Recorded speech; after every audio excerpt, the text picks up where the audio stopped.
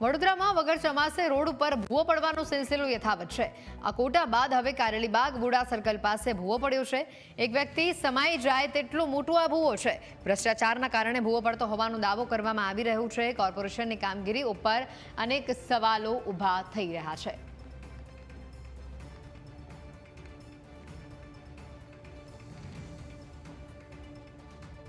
સંસ્કારી નગરી તરીકે ઓળખાતા વડોદરા શહેરનું નામ પાલિકા તંત્રના પાપે હવે ભુવા નગરી પડી ગયું છે। આ ભુવા નગરીમાં વડોદરા શહેરના અલગ અલગ જે વિસ્તારો છે, મોડા હોય, સમા હોય, છાણી હોય કે અલકાપુરી હોય, એમાં અવારનવાર ભર ઉનાળે ભુવાનું નિર્માણ થતું હોય છે। ત્યારે ભર ઉનાળે ચોમાસા વગર જ વડોદરા શહેરના બુડા સર્કલ ઉપર વધુ એક મોટા ભુવાનું નિર્માણ થયું છે। આ જે ભુવો છે તે બુડા સર્કલ છે, એટલે કે કહેવાય કે અહીંયાથી જે વીઆઈપી લોકો છે તેની અવર જવર થતી હોય છે। બાજુમાં જ એરપોર્ટ આવ્યું છે અને થોડાક સમય પહેલા જ વિશ્વામિત્રી નદી જે છે તેનું નિરીક્ષણ કરવા માટે મુખ્યમંત્રી પણ આ જ રોડ ઉપર આવ્યા હતા અને ત્યાંથી 200 મીટરના અંતર ઉપર જ આ મોટો એક ભુવાએ નિર્માણ લીધું છે।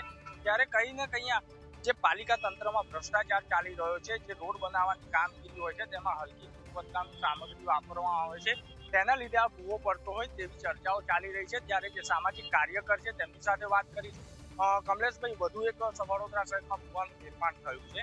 આ એક વીઆઈપી રોડ છે, અહીંયા મુખ્યમંત્રી થોડાક સમય પહેલા આવેલા અને એ રોડ ઉપર ભૂવાનું નિર્માણ ચોક્કસથી વડોદરા શહેરમાં આવેલ જે વીઆઈપી રોડ બુડા સર્કલ પાસે જે કહેવાય છે કે ભ્રષ્ટાચારનો ભૂવો જે ભર ઉનાળે પડ્યો છે, ત્યારે વડોદરા શહેર માટે ખૂબ જ શરમજનક બાબત છે। ટૂંક સમય પહેલા આખા વડોદરા શહેરમાં સૌથી મોટો ભૂવો જે બુડા સર્કલ પાસે જ પડ્યો હતો। જે તે સમય પર અમે માનનીય વડાપ્રધાન નરેન્દ્ર મોદી સાહેબનો ફોટો લઈને અમે જ્યારે વિરોધ કર્યો, ત્યારે વડોદરા શહેરના મેયર શ્રી ચેરમેનથી તમામ લોકો ભૂવા પાસે આવ્યા હતા અને ભૂવાનું નિરાકરણ કરવામાં આવ્યું, પુરાણ કરવામાં આવ્યું અને તેનું બિલ જે 67 થિયેટર જે કહેવાય છે કે વાપરવામાં આવ્યું, એટલે કે 35 લાખ રૂપિયા જેવી મહત્તર રકમ જ્યારે વાપરવામાં આવી હોય, ત્યારે ફરીથી જે કહેવાય છે કે એ જગ્યા ઉપર થોડા અંતરે જ્યારે મસ્ત મોટો ભૂવો ફરીથી નિર્માણ થયું છે। એટલે કહેવાનો મતલબ કે વડોદરા શહેરની તિજોરી તળિયા ઝાટક કરવાનું આ એક ષડયંત્ર છે।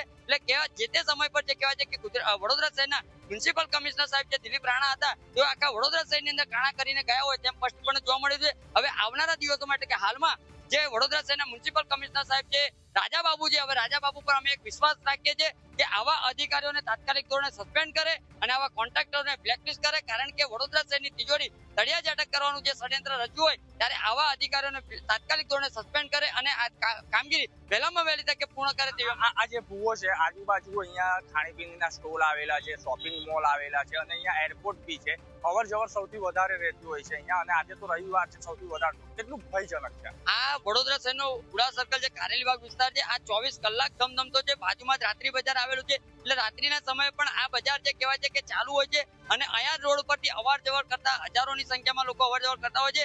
ગઈકાલે રાત્રિના સમયે જે અકસ્માત થયો હતો બેરિકેડના કારણે, એટલે કહેવાનો મતલબ કે વડોદરા શહેરમાં નગરજનોની કોઈ પણ જાતની ચિંતા નથી। જે તે સમય પર ગુજરાતના મુખ્યમંત્રી સાહેબ ભૂપેન્દ્ર પટેલ સાહેબ જ્યારે અહીંયા ગાડી મંગલ પાંડે બ્રિજ ઉપર આવ્યા હતા, ત્યારે લાલી લિપસ્ટિક મેકઅપ પાવડર લગાવીને આ જે રોડ અને આ વિસ્તારને સજ્જ કરવામાં આવ્યો હતો। પરંતુ હાલમાં જે ગઈકાલે નો ભૂવો પડ્યો છે, અત્યાર સુધી કોઈ પણ અધિકારી કે કોઈ પણ સ્થાનિક કોર્પોરેટરો ધારાસભ્ય આવ્યા નથી। એટલે કહેવાનો મતલબ કે વડોદરા શહેરની નગરજનો, વડોદરા શહેરની જનતા રામ ભરોસે આમ સ્પષ્ટપણે જોવા મળી રહ્યું છે। બિલકુલ, જે વડોદરા શહેરની જે જનતા છે તે રામ ભરોસે છે તેવું સ્થાનિક કાર્યકર્તાનું કહેવું છે।